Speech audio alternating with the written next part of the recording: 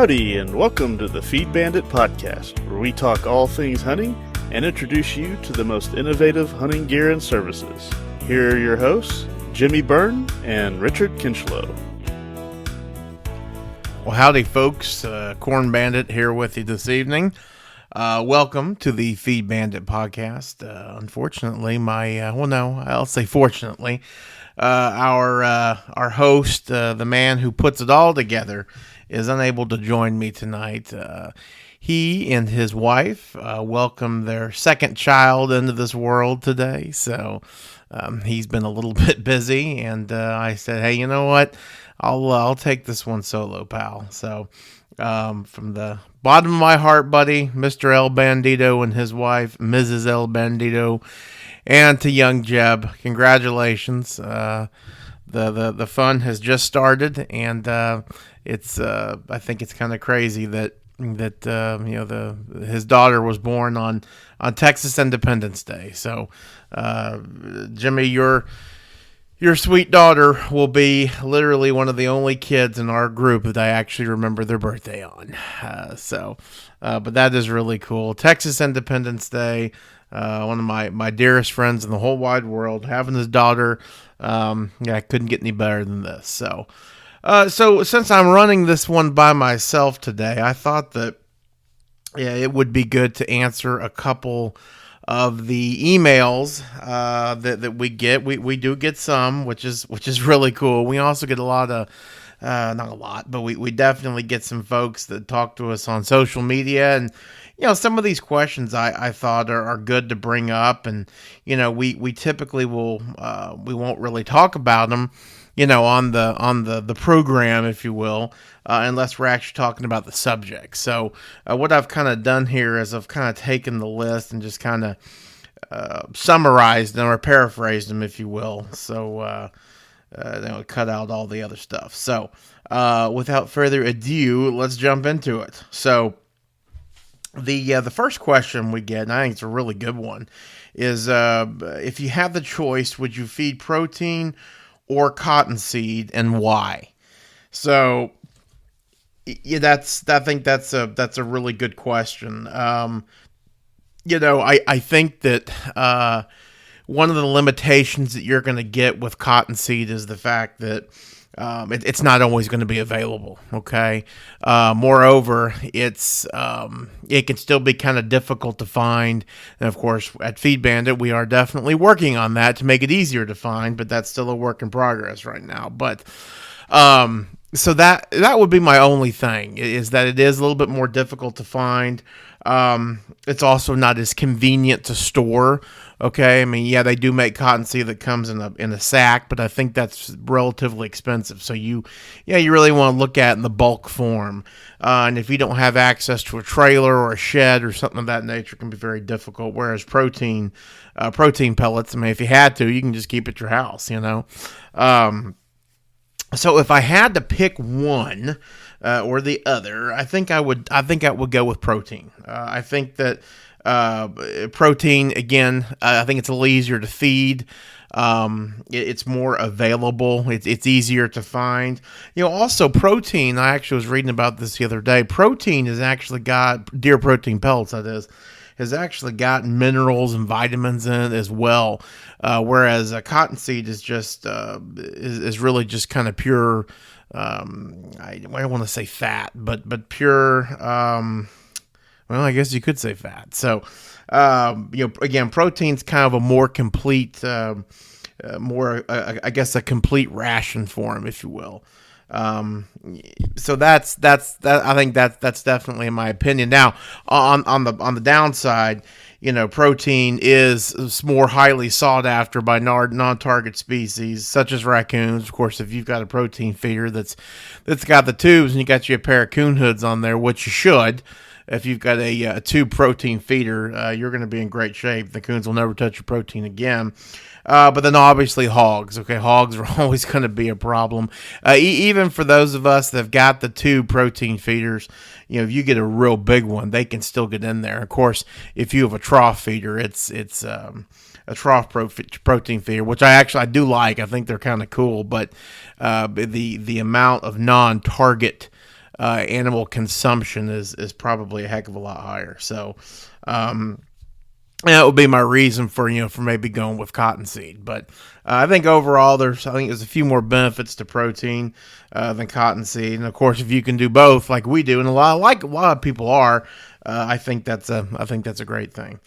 Next question is still on the topic of protein, which is good. This is early March. This is the antler growing season. Can you put protein in a spin feeder? Won't it get clogged? Well, it can certainly get clogged, and that, I think that's been one of the real nuisance, one of the real pain in the butt problems with protein, especially back in the day before they started putting that rain shield stuff on there. Most of the protein feeds now for protein deer pellets actually have almost like a little coat on it. They can withstand a little bit of moisture. When I say a little bit, I mean a little bit. Okay. If it's going to be sitting there in water, it's going to blow up like puffy cat food, that you're in your pet cat's bowl. So, but yeah, can you feed out of a spin feeder? Absolutely. And I do it all the time. We talk about, the benefits and how much fun it is to have a house feeder. So at Rancho Bandito, we've got a 600-pound stand and fill all seasons feeder that we've got down kind of below our house, so that we have it go off in the early morning and the late evening, to kind of accommodate the spring and summertime feedings for the deer. And it's a lot of fun to watch the animals do that. Well, the way I kind of look at it is that during this time of year, if you're going to feed him anything, let's try to feed him something that's going to actually help him. As far as body weight is concerned, as far as antler development is concerned, for the does, it's going to be for lactation, overall health. So we feed protein. And so one of the things that we do to ensure that the protein does not get clogged in the spinning mechanism, a couple of things. First of all, after every big rain, as much as humanly possible, we go down there and we just kind of spin the plate, right? And we make sure that if there is a little clog, or if it's been there stagnant, that we're getting that wet protein out there. But the other thing that we've done that's been very successful is that we have adjusted the height of the spinning mechanism to the bottom of the feeder, so it's a little bit more open, so that those pellets can flow freely. And I'll tell you, we've been doing this for about 5 years now, and it's been pretty successful. Now, with all that being said, every spin you're going to spin out a hell of a lot more protein than you would if it was a little bit tighter, but you're not going to get as clogged as much. So I definitely think you can feed protein out of a spin feeder. And the other thing is, make sure your battery and solar panel are in good shape, especially for those of you who cannot, get down to your property as frequently as you'd like. Of course, everybody'd like to be there every weekend, but there is nothing more miserable than showing up, in a hot May day and going to knock on your feeder, right? And oh boy, you realize that your battery died right after you filled it with protein. Then God forbid you had a little leak in there, and then you got to deal with 500 pounds of rotten grain, which let me tell you is a gag fest.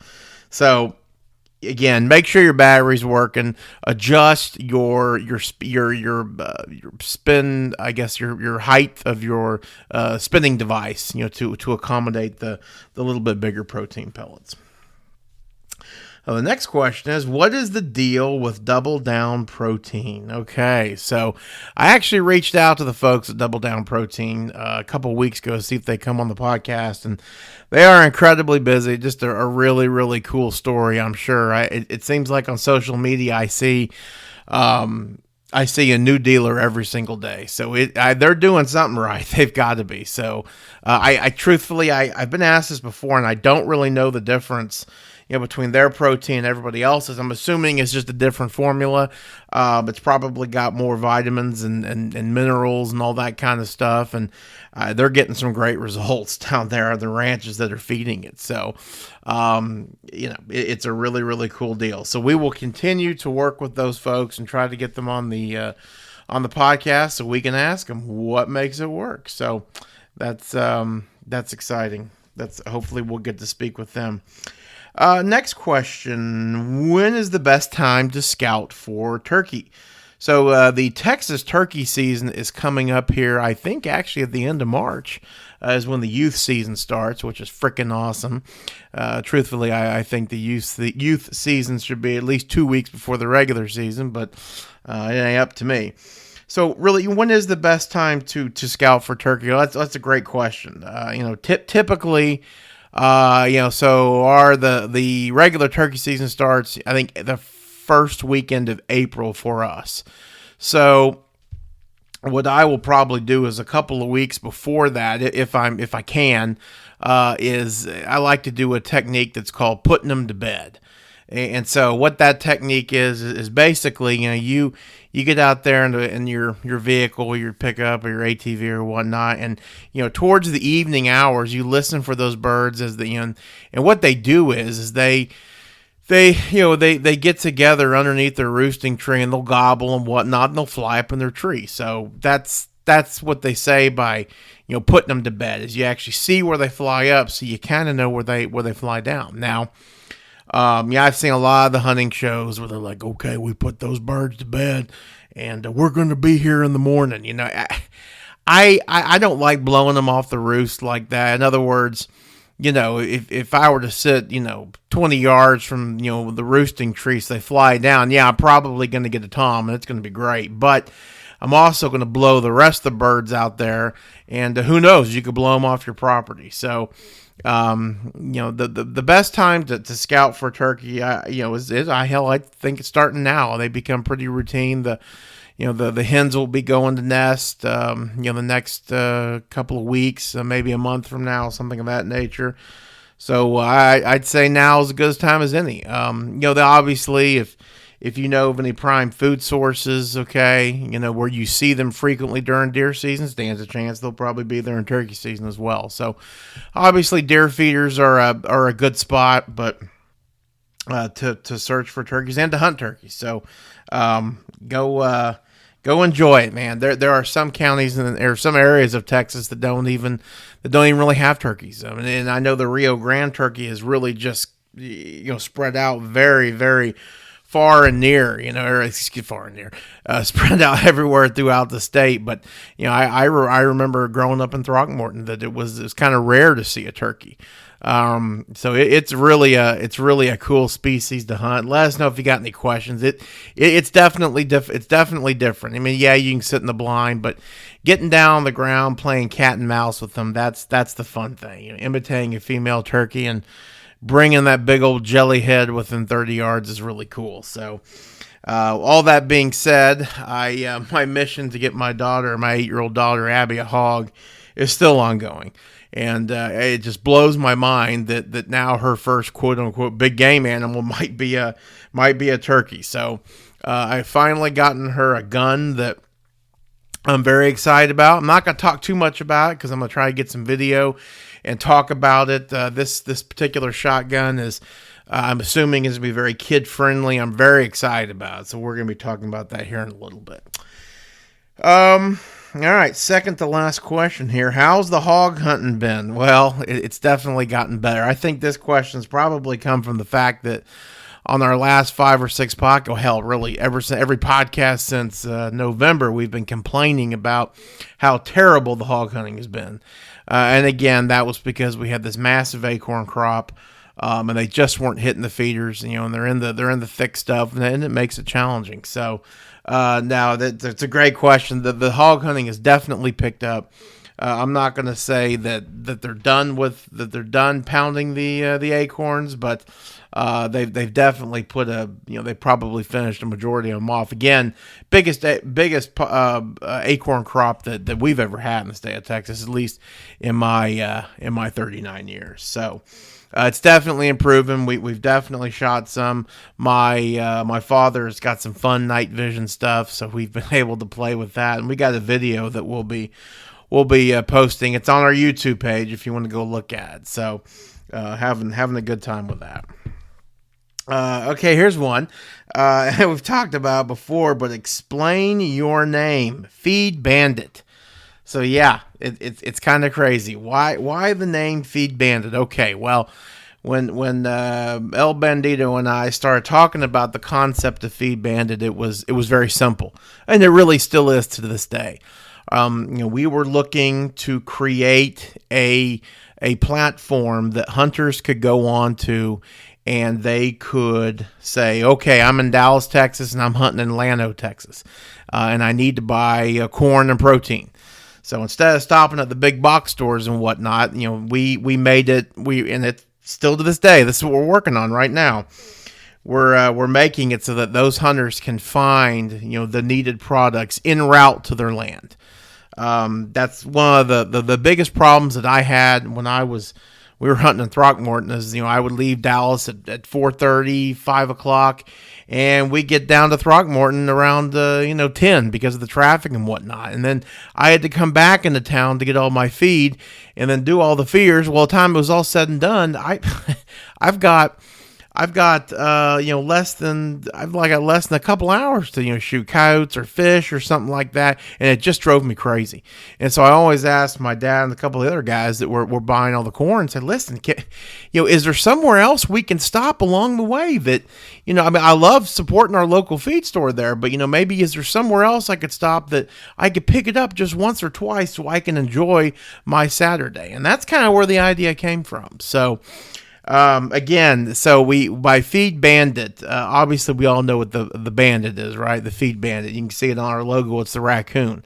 So our slogan is, we'll find your feed, just like the raccoon is the first animal to find your feed. So again, we are still working on that hunter search. We're actually reaching out to feed stores as we speak right now, because some of the big benefits of this is we're really going to help put a lot of these feed stores on the map. Okay, just because you got a website or just because you got social media doesn't mean that you've been found by every hunter that drives past your store.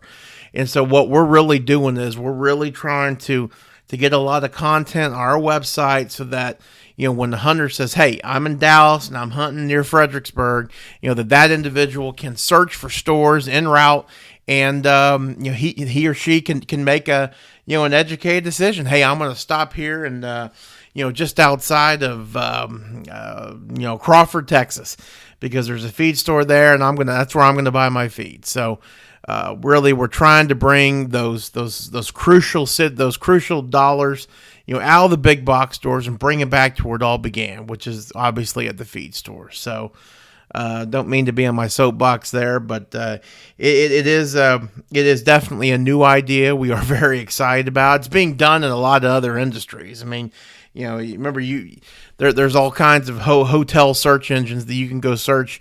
You can go find the best deal. Well, now they got a search engine that searches all those search engines that'll help you find the best deal. I mean, it's ridiculous. So we're trying to bring this technology and this idea to the to the hunting world, to the feed world, and obviously with the benefit being to the hunter, but obviously to the feed store as well. I mean, the feed stores in small town Texas are they're the backbone of these towns, and we're trying to help. So if you got anybody anybody who owns a feed store and whatnot, send them our way. We would. Again, we're just now getting started with reaching out to feed stores, pitching the concept to them. So far, it's been very well received. We're very excited what's to come. So anyway, that is going to do it for me tonight. Again, congratulations to El Bandito and Mrs. Bandito on the new bundle of joy. Happy Texas Independence Day, everybody. Don't forget, obviously, and I know you won't, that the Alamo, Fall of the Alamo is coming up in approximately 4 days. So make sure you put one up for the defenders. And as always, support your local feed store.